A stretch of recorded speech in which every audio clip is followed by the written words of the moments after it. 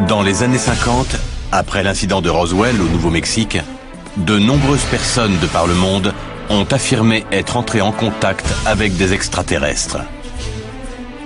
Certains les auraient vus de près, d'autres seraient montés à bord de leur vaisseau. D'autres encore disent avoir dialogué avec ces êtres venus d'ailleurs. Si la plupart des faits rapportés étaient en fait des mystifications, le doute planait encore sur quelques-uns d'entre eux, jusqu'à maintenant. Deux hommes vivant à 800 km l'un de l'autre ont fourni de nombreuses vidéos montrant les rencontres rapprochées qu'ils ont vécues. Alors là, j'ai mis la caméra en mode infrarouge. J'avais jamais vu ça. Ils voient des disques, des lumières et des sphères étranges. J'ai conduit jusqu'à la sphère qui s'est divisée en deux. Ils perçoivent tous les deux une communication. Je suis convaincu que tout cela mènera à une rencontre avec une entité biologique. Présenteraient-ils tous les deux la même anomalie médicale? Il y a effectivement une anomalie. Leurs documents vidéo, présentés pour la première fois à la télévision, et leurs analyses médicales, apporteront-ils des preuves tangibles qu'un contact extraterrestre a été établi? J'ai eu des contacts toute ma vie. Voici l'affaire 58105, contact extraterrestre.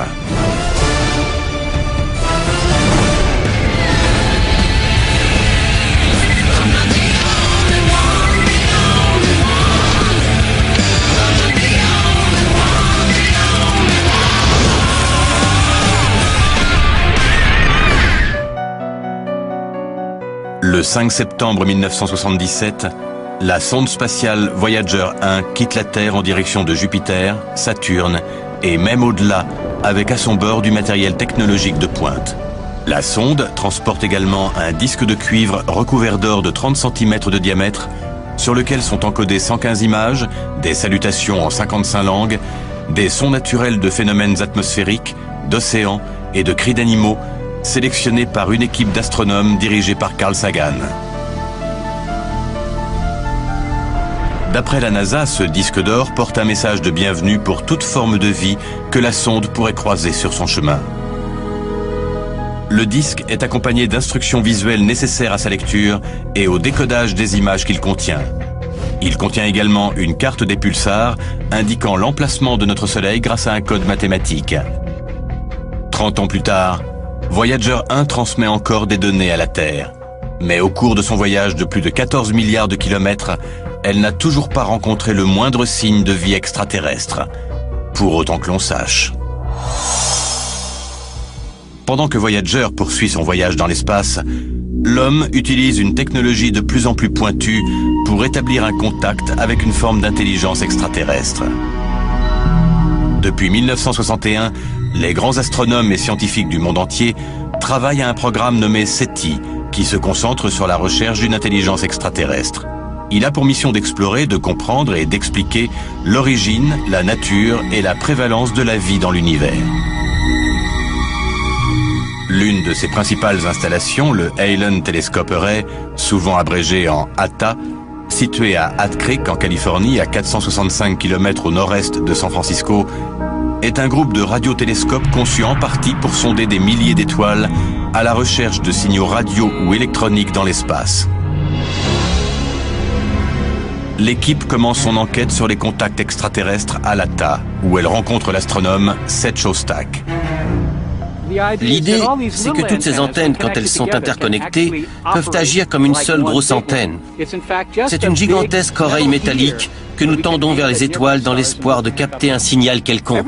Tout ce que nous avons découvert sur l'univers dans les 40 dernières années porte à croire que ce qui s'est passé sur notre planète n'est peut-être pas un miracle. Vous pensez qu'il y a de la vie dans l'univers? Nous sommes de plus en plus optimistes. Les probabilités sont assez élevées. Mais avant d'espérer capter un signal authentique, il faut faire le tri pour écarter les signaux qui proviennent de la Terre, comme ceux des satellites du gouvernement, des satellites de communication et les radars d'avions ou d'aéroports, ou toute autre interférence de sources humaines, comme les signaux de radio et de télévision. Le processus entraîne parfois ce que le SETI qualifie de fausses alertes, c'est-à-dire des signaux qui donnent à tort l'impression de provenir de sources extraterrestres. Une des alertes les plus controversées du programme SETI a probablement été le signal WAHU, détecté le 15 août 1977 à l'Université de l'Ohio. L'astrophysicien Jerry R. Ehman avait détecté le signal sur un imprimé d'ordinateur, l'avait encerclé et avait écrit WAHU dans la marge. Il avait été stupéfait de constater à quel point le signal ressemblait à l'idée qu'on avait d'un signal extraterrestre. Le signal puissant, qui avait duré 72 secondes, possédait plusieurs caractéristiques qui le distinguaient des signaux venant de la Terre ou du système solaire. Moins d'une minute après l'interception du signal radio, un deuxième récepteur s'est mis à scruter le même point dans le ciel à la même fréquence radio, mais il n'a rien détecté. Quand un signal n'est perçu qu'une seule fois, ce n'est pas de la science. Mais la disparition du signal semble pouvoir se justifier.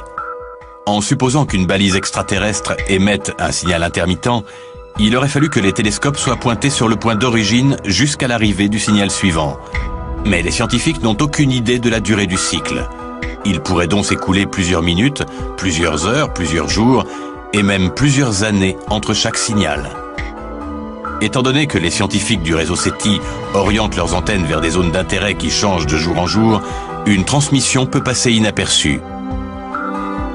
Plusieurs tentatives ont été faites depuis ce jour pour retrouver le signal WAHU, mais sans succès. Et la science attend encore une explication. Il y a des gens qui, comme moi, croient qu'il y a une forme de vie intelligente dans l'espace, et ils y croient assez pour chercher 24 heures sur 24, 7 jours sur 7. Au laboratoire de l'ATA, l'équipe se familiarise avec les méthodes employées par les scientifiques du SETI pour chercher des signes de contact extraterrestre. S'il y a 56 millions de canaux et qu'on les sonde une fois par seconde, on obtient 56 mégaoctets de données à la seconde. Nous avons de nombreux points communs avec Seth Shostak et les gens du SETI. Au fond, nous recherchons la même chose. Une preuve qu'on a des voisins dans l'espace. Vous dites qu'ils sont là-haut, et nous qu'ils sont déjà ici. On devrait pouvoir trouver un terrain d'entente. Le réseau comptera bientôt 350 télescopes et outils qui permettront de sonder plus de 10 000 étoiles et de recueillir dans les 20 prochaines années 1000 fois plus de données que n'en ont accumulé à ce jour tous les projets mondiaux combinés. Avec cette puissance, les experts du SETI espèrent intercepter un premier signal extraterrestre d'ici 2025. La probabilité scientifique d'un contact extraterrestre ayant été établie, l'équipe part à la recherche de preuves matérielles que ce genre de contact est déjà courant sur Terre. Ils ont repéré 2 hommes affirmant avoir été contactés. Ces 2 hommes vivent dans 2 villes différentes et ont filmé de mystérieuses sphères colorées près de leurs résidences respectives. Ils pensent que les extraterrestres chercheraient à entrer en contact avec eux. Les contacts avec des extraterrestres sont souvent qualifiés de rencontres rapprochées, qui ne sont pas toutes identiques et sont divisées en 5 catégories en fonction de leur intensité. Une rencontre du premier type correspond à l'observation d'un engin étrange ou de lumière qui ne s'apparente à aucune technologie humaine, à une distance de 150 mètres ou moins. Une rencontre du deuxième type comporte des effets physiques vus ou ressentis comme de la chaleur, des radiations, une paralysie temporaire ou des interférences dans les signaux télé ou radio. Le troisième type implique l'observation d'êtres vivants de très près. Le quatrième type est l'enlèvement. Et le cinquième type correspond à la communication, une connexion complète et réciproque entre un extraterrestre et un être humain.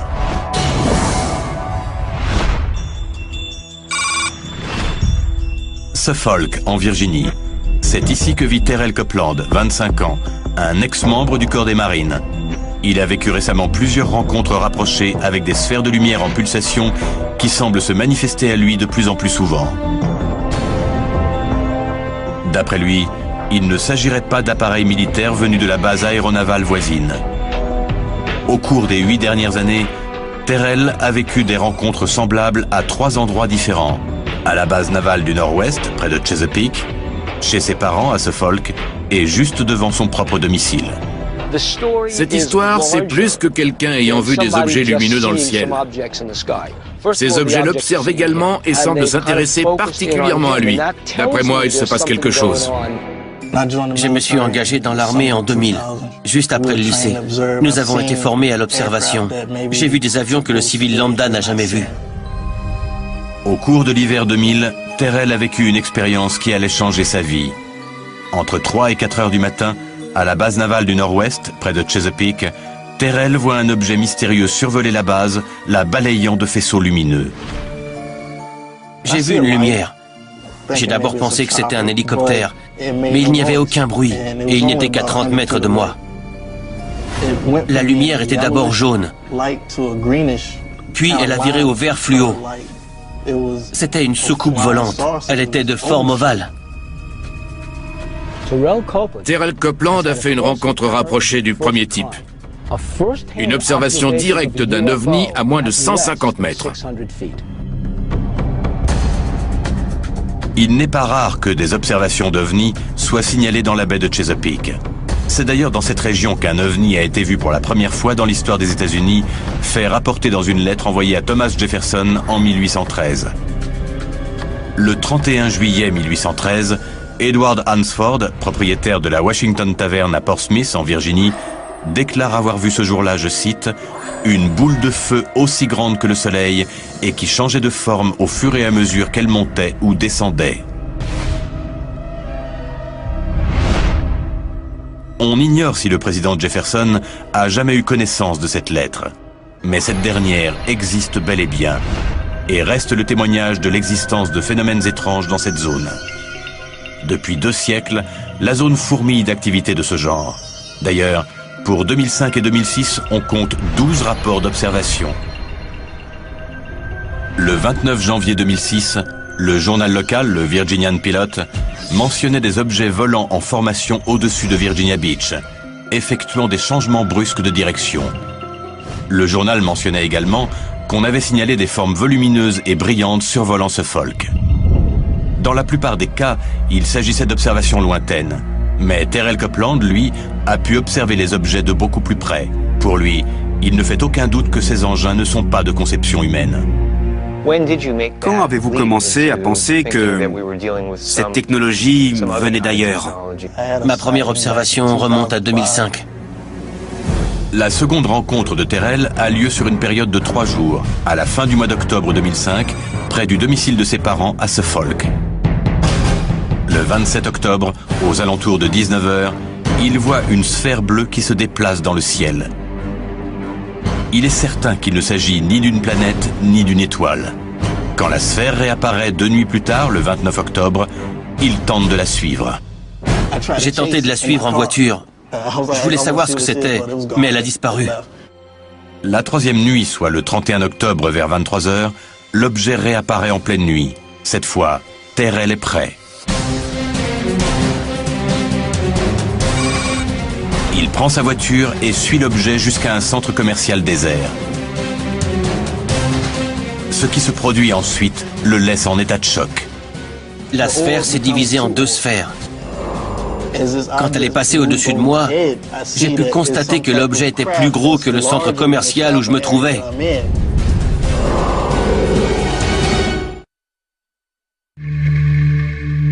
À Suffolk, en Virginie, fin octobre 2005, Terrell Copeland aperçoit à 3 reprises une étrange sphère de couleur bleue. J'ai suivi la sphère en voiture et elle s'est divisée en 2. La 3e nuit, le 31 octobre, il a suivi le globe jusqu'à un centre commercial désert où une chose incroyable s'est produite. Il va bientôt vivre sa 2e rencontre rapprochée avec les extraterrestres. Le vaisseau triangulaire étant stationnaire à 150 ou 200 mètres au-dessus de Terrell. Il remarque que les 2 sphères sont en réalité 2 lumières intégrées au vaisseau. Par la suite, Terrell déclarera au journal Virginian Pilot « J'ai d'abord cru que c'était un avion furtif, comme le bombardier de l'Air Force qui échappe au radar. Mais quand j'étais militaire, j'ai vu de nombreux appareils, et nous n'en avons pas d'aussi grands. » Terrell a observé des ovnis de nombreuses fois, toujours à moins de 150 mètres. C'est ce qu'on appelle des rencontres du premier type. Ces observations répétées me laissent penser que ce n'est pas juste une histoire de vision d'ovnis, mais qu'on a cherché un contact. 1 an et demi plus tard, Terrell fait une autre rencontre rapprochée qui, d'après lui, est bien différente. Le 5 mars 2007, à environ 20 h 05, il sent une présence devant chez lui. Il se saisit de sa caméra et sort. Il va voir une chose incroyable. Il y avait deux objets à environ 10 mètres de moi. Les deux objets flottent sur place. Puis l'un commence à se comporter de façon très étrange. C'était une grande sphère qui changeait très rapidement de couleur. Pour de nombreux ufologues, ces changements de couleur seraient une façon de communiquer. C'est ce que je crois. Ces changements de couleur sont-ils une sorte de code morse? Est-ce une forme de communication que les extraterrestres utilisent pour nous contacter? Terrell a-t-il assisté à une communication entre les deux objets ou ces derniers ont-ils tenté de communiquer avec lui? L'équipe se rend sur les lieux pour tenter de mieux comprendre. Voilà l'endroit exact où ça s'est produit le 5 mars 2000. Il y avait une sphère qui dégageait une lumière blanche juste au-dessus de ce bâtiment. J'ai regardé dans cette direction et j'ai vu un autre objet. Le deuxième objet se met à changer de couleur rapidement. Pour Terrell, ces signaux trépidants étaient une façon pour l'engin de communiquer avec l'autre sphère monocolore qui se trouvait au-dessus du bâtiment. Mais il se déplace et s'aperçoit alors que l'autre objet le suit. Quand je suis revenu à ma voiture, l'engin s'est positionné à environ 10 ou 15 mètres au-dessus des arbres. Puis j'ai arrêté de filmer et l'objet est parti parce que, d'après ce que j'ai vu, un hélicoptère de l'armée approchait. L'hélicoptère est arrivé et les objets ont disparu. Oui, j'ai regardé vers l'hélicoptère, puis j'ai vu que l'objet était parti. Terrell est un ancien marine. Il a l'habitude d'observer. Il connaît tous les types d'appareils militaires. S'il me dit qu'il a vécu une expérience qui a changé sa vie, je suis prêt à le croire pour ces raisons-là. Mais je trouve tout de même étrange que nous soyons si près d'une base militaire. Terrell a donc visiblement vécu plusieurs rencontres rapprochées, mais l'équipe doit aller plus loin. Ces vidéos sont envoyées au docteur Ted Ackworth qui doit les analyser. Pendant ce temps, Bill et Pat continuent de mener l'enquête sur les rencontres de plus en plus rapprochées vécues par Terrell. Après avoir filmé ces rencontres en mars 2007, Terrell reçoit la visite d'un étrange individu. Cette personne n'a pas parlé des vidéos tout de suite. Il semblait s'intéresser à moi. Il m'a dit qu'il travaillait pour l'armée et il m'a posé une drôle de question.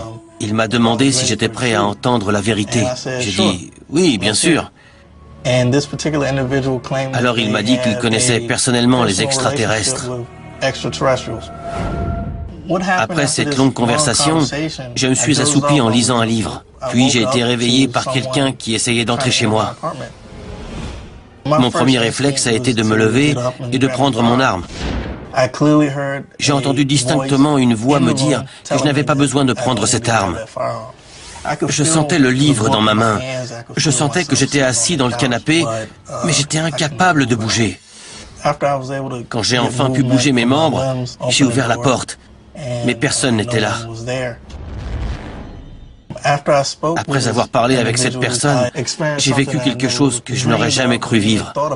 Ce qu'on appelle un épisode de temps manquant. Cette nuit-là et la nuit suivante, je me suis réveillé à 3h08 du matin. Je ne me souviens pas d'avoir fait un cauchemar. Je me suis levé tout de suite et l'instant d'après mon réveil indiquait 5h30, l'heure à laquelle je me lève d'habitude. Il n'est pas rare que des personnes ayant été enlevées ou simplement contactées par des extraterrestres signalent des épisodes de temps manquants. Ces personnes affirment se trouver dans un endroit au moment de l'événement et se retrouver ensuite ailleurs sans comprendre ce qui s'est passé entre-temps. Une paralysie temporaire est un indicateur de rencontre rapprochée du deuxième type. Un laps de temps manquant est signe d'un enlèvement par des extraterrestres, ce qu'on nomme rencontre du quatrième type. Était-il sur le point de communiquer avec eux? Ce que je crains, c'est qu'une personne un peu bizarre ait contacté Terrell et lui ait mis des idées en tête. Donc cette personne vous a contacté et vous a présenté le contact entre les humains et les extraterrestres comme un but ultime. J'ai le sentiment qu'on vous a recruté. Il y a une branche du gouvernement qui vous a recruté. Et je crois que vous êtes un hybride entre un humain et un extraterrestre.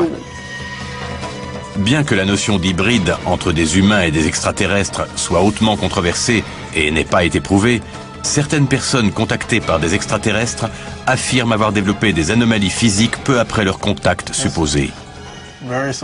C'est très étonnant, mais en même temps, pas tant que ça.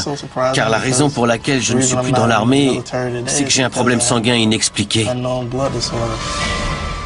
Le sang de Terrell présente un taux anormalement élevé d'une enzyme nommée créatine kinase, qui généralement révèle un problème musculaire. D'après le bilan médical effectué par l'armée, le taux de créatine kinase dans le sang de Terrell s'élève à 2000 unités par litre de sang. Chez une personne en bonne santé, il dépasse rarement les 200 unités par litre. Mais on ignore ce qui a causé ce taux si élevé dans le sang de Terrell. Aucun des médecins militaires n'a su établir de diagnostic à l'époque. Cela les laissait très perplexes. Les médecins militaires n'ayant pu trouver la cause du taux élevé de cette enzyme, Terrell a été démis de ses fonctions après seulement 2 ans de service, peu de temps après ses dernières observations d'OVNI. Comment peux-tu conclure que c'est un hybride? Tu n'as pas peur de tirer des conclusions un peu hâtives? Il est en train d'apprendre à se connecter à l'extraterrestre en lui. Tu sais, je crois que tu ne l'aides pas. Tu es en train de lui dire qu'il peut appeler les ovnis, que c'est un hybride. C'est lui qui l'a dit, pas moi. Tu jettes de l'huile sur le feu. On a vu la vidéo, tu l'as vu toi aussi. Il entend des voix, il parle avec des inconnus par messagerie instantanée, il reçoit des instructions par email. Enfin, Bill, ça devrait t'inquiéter un peu plus que ça. Les hybrides existent peut-être ou pas, mais je crois qu'il est trop tôt pour parler de ça. Bill est trop enthousiasmé par le phénomène OVNI. Il n'a peut-être pas remarqué que Terrell a eu une expérience et qu'il posait des questions pour avoir des informations objectives. Les rencontres rapprochées vécues par Terrell sont-elles les prémices d'une rencontre rapprochée du 5e type, c'est-à-dire un véritable contact avec les extraterrestres? L'équipe conclut qu'elle doit analyser encore les vidéos de Terrell et trouver une explication à ses problèmes sanguins. L'équipe poursuit son enquête, tandis que Terrell passe une batterie de tests visant à savoir quels effets inconnus peut induire son anomalie sanguine. Cette vidéo prise par Michael Lee Hill de Cleveland dans l'Ohio sur les eaux du lac Erie serait-elle une autre tentative de contact par les extraterrestres? Et quels sont ses points communs avec la vidéo prise par Terrell Copeland à 800 km de là? Ce que nous voyons ici a les mêmes caractéristiques de vol que d'autres objets que nous avons vus ailleurs. L'équipe enquête actuellement sur le cas de Terrell Copeland. Celui-ci a filmé 2 ovnis qui auraient essayé d'entrer en contact avec lui. Peu après, il a reçu la visite d'un étrange individu et a vécu une expérience de temps manquant. L'équipe pense que tout cela est le signe d'un premier contact avec les extraterrestres. Mais les histoires de contacts extraterrestres ne datent pas d'hier. Certaines se seraient déroulées il y a plusieurs siècles. En 1758, le Suédois Emanuel Swedenborg publie « Des terres dans notre monde solaire » où il narre ses voyages extraterrestres. Il y affirme avoir voyagé à travers le système solaire et avoir vu des êtres vivants sur Saturne, Mars, Vénus et de nombreuses autres planètes. Il est intéressant de noter que ces voyages ne l'auraient mené que jusqu'à Saturne, la plus éloignée des planètes connues à l'époque. En 1900, Théodore Fournoy, professeur de psychophysiologie à l'Université de Genève, a rapporté le récit d'Helen Smith, une médium qui affirmait avoir visité Mars. Durant une séance, le 22 août 1897, elle a écrit cette phrase en langue soi-disant martienne, un langage qu'elle pouvait aussi parler. Elle continua toute sa vie à affirmer avoir eu des contacts avec les extraterrestres et a même réalisé une série de tableaux dépeignant ses expériences. À partir du XXe siècle, on recueille pour la première fois des témoignages de visites extraterrestres sur Terre. Le 11 mai 1957, dans le désert de Mojave, Wayne Zhao, un expert en renseignement militaire, voit se poser un engin. Il affirmera avoir établi un contact avec les êtres qui étaient à l'intérieur. J'étais à quelques mètres du vaisseau. L'expérience a duré toute la nuit et on m'a montré des choses qui concernent le futur de cette civilisation. À la suite de son expérience, Zhao a été interrogé plus de 2 heures par la CIA, qui a toutefois décidé de ne rien révéler de l'affaire. Mais certains témoignages récents sont assez inquiétants. 1983, Yorktown, dans l'État de New York. Une nuit, un ingénieur nommé John Falk aurait vu une masse sombre flotter au-dessus du nouveau réservoir de Croton Falls. L'objet aurait balayé le réservoir d'un rayon laser rouge, puis s'apercevant de la présence de Falk, il aurait émis un éclair de lumière blanche aveuglante. Il se réveille le lendemain matin sur le sol. En 1997, à Rancho Santa Fe, en Californie, les membres de la tristement célèbre secte Les Portes du Paradis soutiennent qu'ils sont en contact avec un vaisseau caché dans la queue de la comète Hale-Bopp et que la seule façon de survivre à la destruction de la Terre est de se suicider pour permettre à leur âme d'aller rejoindre ce vaisseau. Les allégations de contact extraterrestre ont évolué au fil des siècles, passant de communication et de visites pacifiques à des contacts violents et terrifiants. Mais quelle est la raison de cette évolution? Les rencontres récentes ne présentent-elles aucun danger ou annoncent-elles autre chose? L'équipe va à présent enquêter sur les dires d'un deuxième contacté. Cleveland, dans l'Ohio. Michael Lee Hill est un musicien âgé de 39 ans qui va souvent chercher l'inspiration sur les bords du lac Erie. Mais la nuit du 18 août 2006, il voit quelque chose qui va changer sa vie et qu'il va filmer. Durant les mois suivants, il filmera des sphères dont il ne peut expliquer l'origine sur le même lieu. Ces sphères sont-elles les mêmes que celles que Terrell Copeland a vues à plusieurs reprises en Virginie? Des sceptiques ont souligné que de nombreuses choses pouvaient expliquer la présence de ces sphères lumineuses, d'un véhicule de police à un avion. Mais pour les personnes contactées, le doute n'est pas possible. L'équipe se rend donc sur les bords du lac Erie afin de recueillir le témoignage de Michael. Bienvenue dans la réserve naturelle du lac Erie. D'après certaines personnes, ce que vous avez filmé, ce ne sont que des lumières de l'autre côté du lac. On ne voit même pas l'autre rive du lac, enfin. Il fait plus de 90 km de large. On dit aussi que ce seraient des avions ou des hélicoptères. Vous dites non, pourquoi? Nous sommes près de la centrale nucléaire de Perry. Et depuis les attentats du 11 septembre, il est interdit de survoler les centrales nucléaires. La centrale nucléaire de Perry est située à 55 km au nord-est de Cleveland. Depuis le 11 septembre 2001, des restrictions temporaires de vol sont en vigueur dans cette zone. D'après l'article 99.7 du Code des régulations fédérales, les pilotes doivent éviter de pénétrer dans l'espace aérien au-dessus et à proximité de sites tels que les centrales nucléaires, les barrages, les raffineries, les installations militaires et autres structures similaires.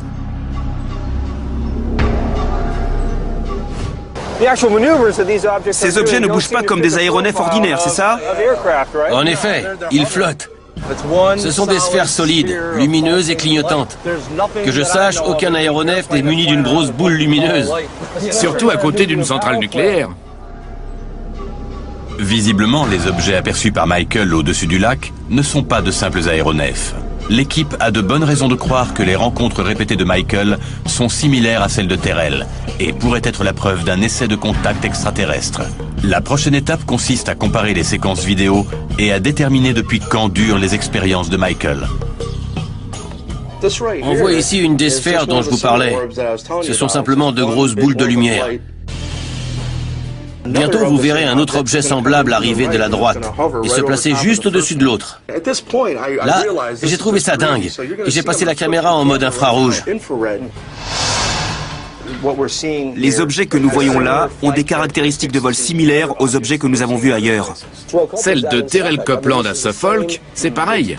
Elle clignote, change de couleur et se rapproche l'une de l'autre.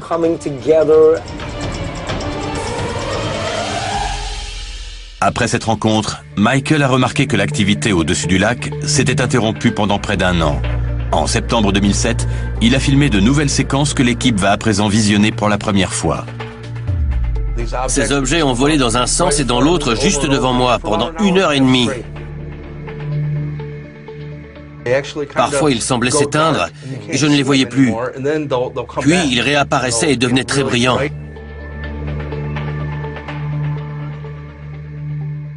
Alors, pendant que je filmais, un autre objet est apparu. S'il s'agissait de fusées, elles flotteraient et retomberaient.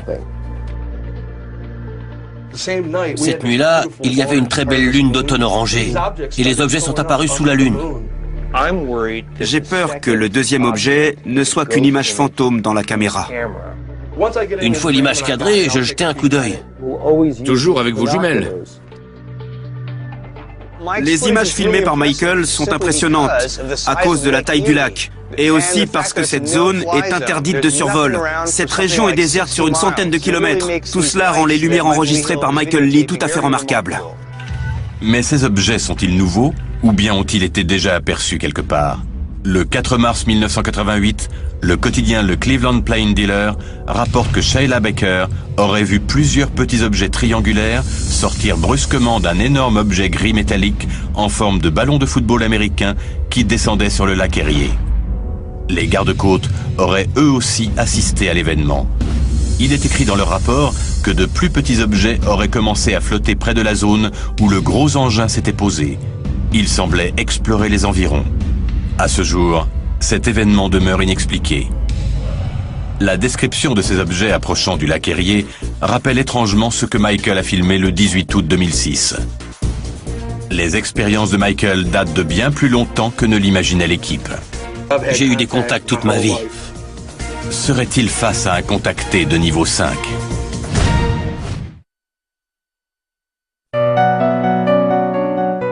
L'équipe est à Cleveland, dans l'Ohio.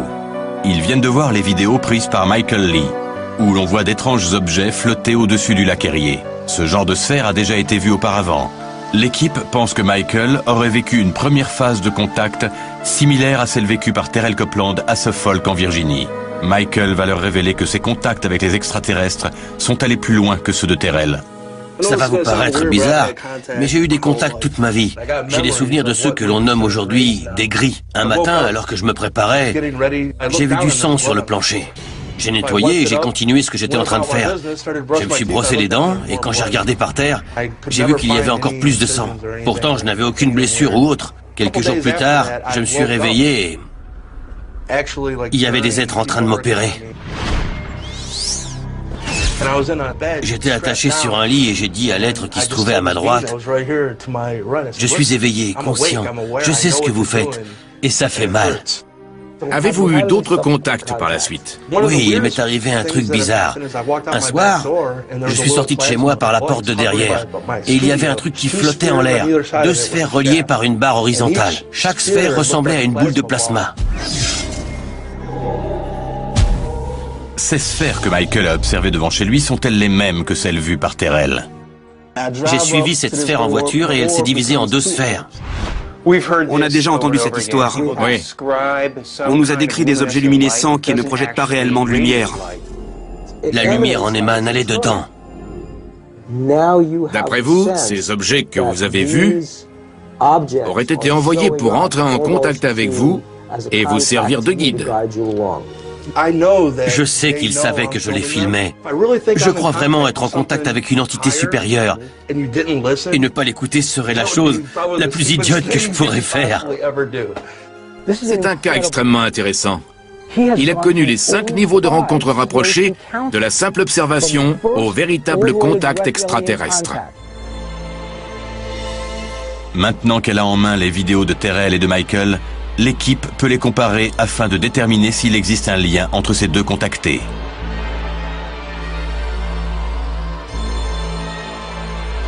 Le docteur Ted Ackworth a reçu des copies des vidéos de Terrell et Michael.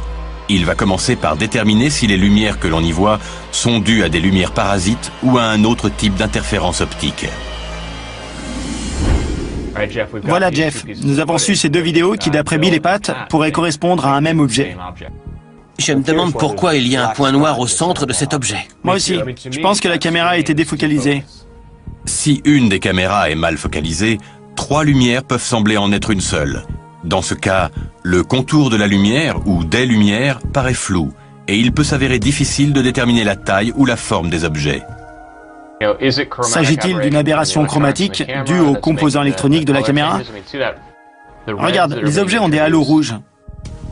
L'aberration chromatique est imputable au fait que les lentilles de mauvaise qualité d'une caméra ne peuvent concentrer qu'une seule couleur à la fois en un même point, ce qui donne des halos lumineux, des couleurs qui bavent et des images floues. S'il s'agissait d'une réflexion interne, les objets clignoteraient tous avec la même régularité. Mais ça semble pas être le cas ici. On élimine cette possibilité? Oui, on peut. Ces ovnis supposés ont-ils des traits communs avec des lumières conventionnelles? On ne dirait pas une lumière incandescente, ni aucune lumière créée par l'homme. C'est du jamais vu en imagerie. Je ne sais pas ce que c'est. D'après leur façon de se déplacer et de flotter, ces lumières ne sont ni des comètes ni des météorites, et elles ne ressemblent en rien aux lumières dont doivent être munis les aéronefs. Les couleurs changeantes et le clignotement ne correspondent à aucun véhicule de police ou de l'armée. Je ne sais pas si on pourra un jour donner une explication définitive. Ces sphères vues à 800 km l'une de l'autre seraient-elles le même objet ou groupe d'objets? Au début de la vidéo de Terrell Copeland, on ne voit qu'un seul point. Et c'est à peu près la même chose sur celle de Michael Lee Hill. Quand on les compare côte à côte, on constate clairement qu'il y a sur les vidéos de Terrell et de Michael une seule sphère lumineuse. Leur apparence et leurs mouvements sont foncièrement les mêmes, mais les conditions de tournage et le maniement de la caméra sont si différents qu'il devient difficile de pousser plus loin la comparaison. Je crois discerner aussi ici un halo coloré et peut-être le même effet de défocalisation. Ces séquences contiennent si peu d'informations que même en les traitant avec un équipement de pointe, nous n'aurons pas assez de données pour déterminer avec certitude la nature de ces objets. En fait, il est très difficile d'obtenir des images de qualité avec des caméras courantes dans de telles conditions. L'équipe doit à présent comparer les expériences de Terrell et Michael sous un autre angle et opte pour l'aspect le plus scientifique qu'il leur reste, les conditions sanguines de Michael. L'équipe fait venir Terrell et Michael à Boston, afin de déterminer une fois pour toutes s'il existe un lien entre ces deux prétendus contactés. On lance les tests. Il y a en effet une anomalie. Et l'analyse finale révèle des similitudes remarquables. On dirait bien que vous avez trouvé ce que vous cherchiez. Après avoir enquêté sur les déclarations de deux personnes contactées, Terrell Copeland de Suffolk en Virginie et Michael Lee Hill de Cleveland dans l'Ohio, l'équipe se retrouve à Boston pour la phase finale de leurs investigations.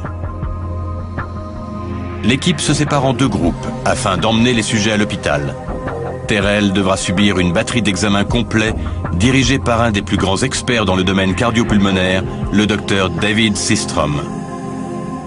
Nous sommes à l'hôpital général du Massachusetts avec le docteur David Systrom, directeur du laboratoire de recherche en soins cardio-pulmonaires.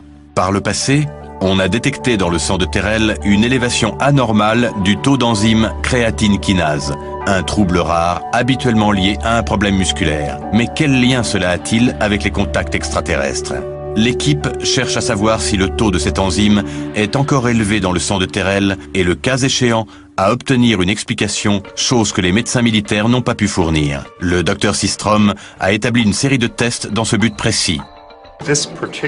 Ce test en particulier permet de déterminer si vous êtes normal ou non par rapport aux personnes de votre âge et de votre corpulence. Bien souvent, dans les cas de troubles musculaires, cardiaques ou pulmonaires, on ne détecte les anomalies qu'au cours d'un test d'effort. Nous pousserons Terrell au maximum de son endurance et on espère avoir des réponses sur lesquelles on pourra travailler. S'il y a bel et bien une anomalie, nous aurons une idée de sa nature. Nous pourrons déterminer si le problème vient de vos poumons qui vous limitent ou si c'est votre cœur ou vos muscles. Compte tenu de vos antécédents, il est très important que nous sachions si votre métabolisme musculaire fonctionne normalement ou pas. Pendant que Terrell passe ses tests, Michael arrive. Il va subir une prise de sang en vue d'une analyse complète. Juste avant d'enquêter sur votre cas à Cleveland, nous sommes allés à Suffolk parler à un jeune ex-marine qui a lui aussi observé des ovnis. Et la vidéo que nous avons vue est similaire à la vôtre. Cependant, Terrell, l'autre personne, a une anomalie sanguine rare. Étant donné vos observations fréquentes d'ovnis et vos contacts, nous pensons que vous pouvez avoir un genre d'anomalie sanguine.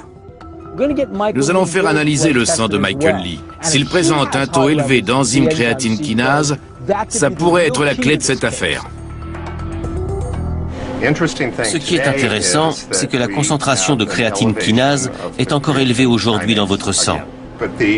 C'est très inhabituel que le niveau n'ait pas baissé au bout de près de 7 ans.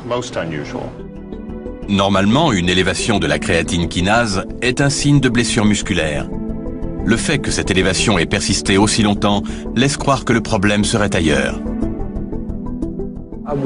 En analysant le sang de ce patient et celui de Terrell Copeland, avez-vous trouvé des éléments communs ou des différences? Il y avait un indicateur d'inflammation générale, pas spécifiquement musculaire, qui était anormalement élevé. Les tests indiquent que le sang de Terrell et de Michael présente un niveau élevé de cette enzyme. Rien ne me permet de pousser plus loin la comparaison. Même si le docteur refuse de spéculer sur les liens possibles du taux anormalement élevé de l'enzyme créatine kinase dans les 2 échantillons de sang, ou d'où vient cette anomalie, il n'en reste pas moins que Terrell et Michael ont en commun un niveau élevé d'enzymes dans leur sang. Maintenant qu'elle possède ces résultats surprenants, l'équipe décide qu'il est temps de réunir les 2 hommes pour la première fois. Vous avez tous les 2 été non pas enlevés, mais contactés par des extraterrestres. C'est très particulier. J'ai vu des engins de toutes les formes et de toutes les tailles. Et souvent, sans forcément les entendre, je sais qu'ils sont là parce que je ressens leur énergie. Je pense que c'est une forme de communication. Ils se rapprochent de plus en plus chaque année. Je suis convaincu que tout cela mènera à une rencontre avec une entité biologique. Je ne doute absolument pas que quelque chose communique avec moi, parce qu'à un certain stade, tout doute est balayé. Maintenant que Terrell et Michael savent qu'ils ont vécu des expériences de contact similaires, l'équipe leur révèle les résultats stupéfiants de leurs tests. Nous avons trouvé quelque chose de très intéressant. Vous avez tous les 2 un niveau très élevé de créatine kinase dans votre sang. Terrell, suite au test cardio-pulmonaire, le Dr Systrom pense que ce taux élevé est directement lié à votre état musculaire. Pour vous, Michael, il n'avait pas fait assez d'analyses pour savoir à quoi ce taux élevé d'enzymes pouvait être lié. Mais d'après le docteur, elle serait systémique.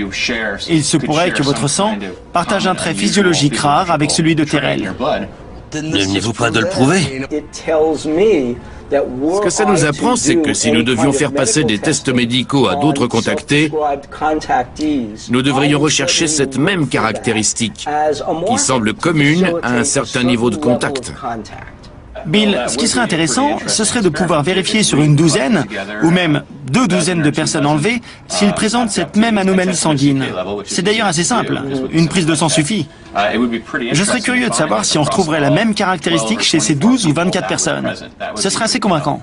Savoir que nous avons vécu les mêmes expériences et que nous partageons la même condition sanguine, c'est phénoménal.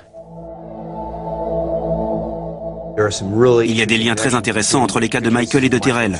Mais je ne sais pas si ces gars ont seulement vu des ovnis ou s'ils ont réellement établi un contact avec les extraterrestres. Certaines séquences vidéo présentaient des similitudes. Il se peut qu'ils aient observé la même chose. Pour ce qui est des tests sanguins, nous avons réalisé tout un ensemble d'analyses et la seule chose inhabituelle que l'on retrouvait dans les 2 échantillons, c'était cette enzyme. Il y a forcément un rapport entre eux, puisqu'ils ont tous les 2 un niveau d'enzyme créatine élevé et qu'ils ont observé les mêmes phénomènes. Je pense que malgré l'analyse exhaustive effectuée, nous n'avons pas établi de lien prouvé. Dans les 2 cas, il semble y avoir autre chose. Quelque chose sous la surface, et il faut parfois savoir se contenter de ça. Les vraies réponses se trouvent dans la quête, et non dans la solution. Aujourd'hui encore, Voyager 1 poursuit son chemin dans l'espace, portant avec elle la preuve de notre existence. Mais la NASA estime qu'il faudra encore 40 000 ans avant que la sonde n'atteigne le système planétaire le plus proche de nous, et qu'elle ait une chance de faire connaissance avec une espèce semblable à la nôtre. Pendant ce temps sur la Terre, de plus en plus d'êtres humains affirment avoir été contactés, au point que certains se demandent si le premier contact n'aurait pas déjà eu lieu.